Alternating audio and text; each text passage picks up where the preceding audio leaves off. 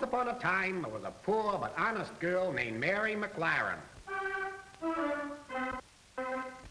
Mary worked in a 5 and 10 cent store in the days when you could use a nickel for something besides phone calls.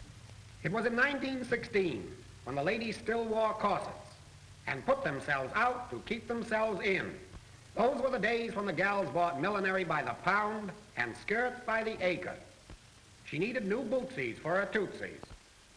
But alas, shoes came high in those days. In fact, they came halfway up the calf, and that was no bull. Ha-ha, whom have we here? Why, it's desperate Desmond himself, a villain who would take a girl's all and then come back for more.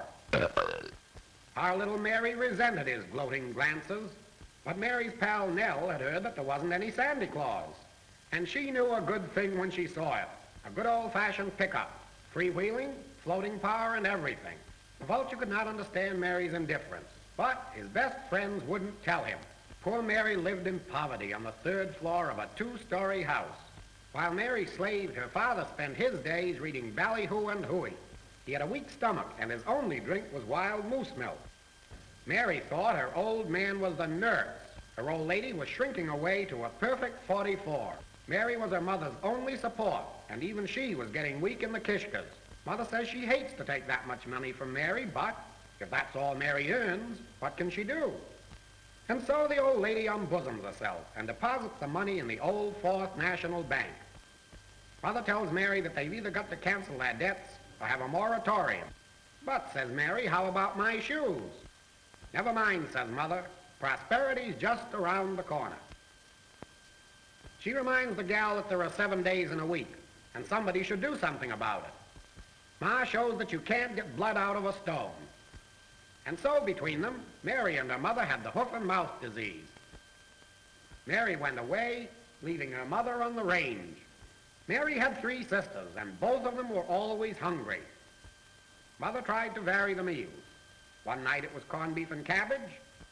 The next night it was the same. Mother always called Father to meals because they couldn't afford a dinner gong. The old man propped his book up against the sugar bowl. Just an old literary custom. Mother could dish it out, and Father could take it. Oh, how she loathed her father's taste in books. The girl suddenly discovered that she had left her appetite in her room. The dawn came up like thunder out of Jersey across the bay. Morning found Mary still unable to keep her feet out of her mind. The poor dear was so ashamed of her shoes that she entered through the floor. Mary thought the shoes would last longer if she stood on 1 foot at a time. It was getting so there was more lumber in Mary's feet than on the floor. Nell was trying to lure Mary off the straight and narrow path that leads to flat feet. Nell told Mary that desperate Desmond was a butter and egg man willing to be scrambled. Listen, pal, says Nell, I used to be an apsay like you till I got hep to myself, and now I'm declaring regular dividends. It's the vulture, back for no good reason. Nell saw the vulture approaching, and her heart did a Notre Dame shift. Here we see the hellish technique of the villain. And so he tries to give Mary the business. But business is bad all over the country. The vulture asked Nell if she couldn't put in a good word for him. But Nell said she couldn't because she didn't know any good words. So the vulture tips his hat, tucks in his wings, and flits away. Mary's only relief was good old-fashioned aspirin foot baths. She had her own formula, cold water mixed with hot, and hot water mixed with cold. She always tried to have the water lukewarm in memory of her Uncle Luke. Meanwhile, at the Blue Goose Cafe, where the latest song hits were Mother McCree and Pony Boy. Here it was that the vulture sang in a quartet called the Asthma Boys. Also, we might remark that in his idle moments he sang over the radio on the Lucky Cough Drop Hour. In those days, the real mammy singers were still in Russia. Little Nell spent many happy hours in the Blue Goose because she loved music. She sang a little herself and loved to take the high notes, especially the 50s and 100s. The vulture looked on Nell as just another poor fish who needed his line. He tells Nell that if she's thirsty, she's welcome to have a drink. In fact, he says she can have as many drinks as she can pay for. But poor Mary had to do her cutting up at home. All night long, the neighbors could hear her skizzers going sknip, sknip. In Mary's inmost soul, she felt like a heel. Next day, the weather was unusually clear for that time of the month.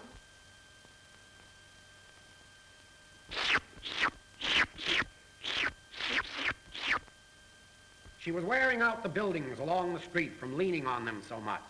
However, she still managed to keep her feet on the ground. Suddenly she felt something coming on, something she ate, no doubt. Nell tried her best to cheer Mary up. She told her that the good die young, and that if Mary died, she'd have to be buried in her old shoes.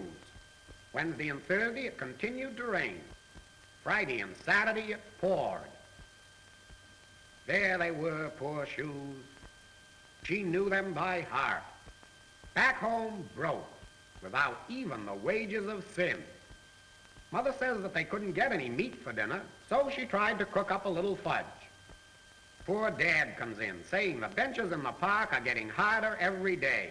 He says there are 82 million men out of work, and soon Congress is going to make it unanimous. Mary says that what this country needs is a good 5-cent brassiere. Father tells Mary to go right to her room and wash her mouth out with gin. As time went on, Mary got deeper and deeper into hot water. She lay awake every night, thinking of the future that lay behind her. This scene shrieks for itself. The next morning found Mary with her neck in splints. "Listen, pal," says Nell, "which would you rather have, a watch like this on your wrist or a pain in the neck?"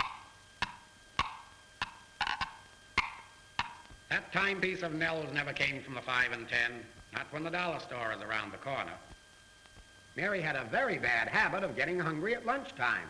She always ate lunch in the park with the birds and the bees and the bums. She admired the fine feathers on the other chickens, but they knew their roosters. Why had cruel fortune denied her those new Paris pretties? Why did other girls have the new Rolls Royces?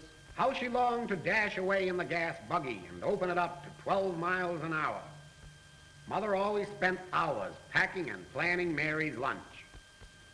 A dainty morsel, if you had a meat grinder handy. The gentlemen are afraid that Mary might offer them a bite. It was a delicate problem. Should she go hungry or risk losing her teeth? All she had to do now was to lose her teeth, and she'd be in bad condition at both ends. If she had only been born a vegetarian. Suddenly she passes a crisis. Curfew shall not ring tonight. Mary tells Dad she's got to have new shoe leather or she'll take it out of his hide. Father looks at Mary's shoes, thinking he might borrow them. He offers to match shoes with Mary at 2 bits a size. After all, she's only walking in her father's footsteps. Besides, summer will be here soon, and then she can go barefoot. Mary decides to act. Maybe she's going to bob her hair for spite. Mother just loves the sound of combing hair. She thought that if her hair was well done, people wouldn't look at her shoes. What's the shirtwaist between friends? She feels strictly dishonorable. Putting on the Ritz. Should she should, or shouldn't she shouldn't?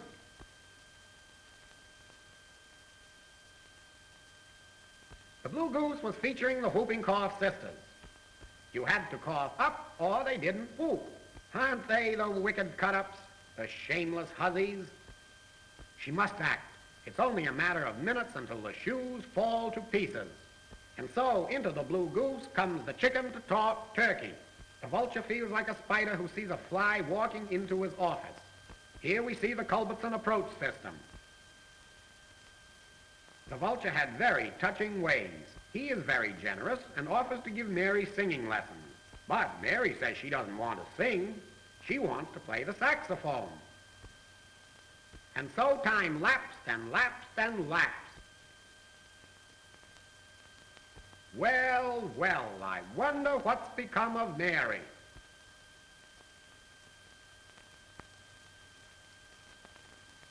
And that's how Mary learned to play the saxophone.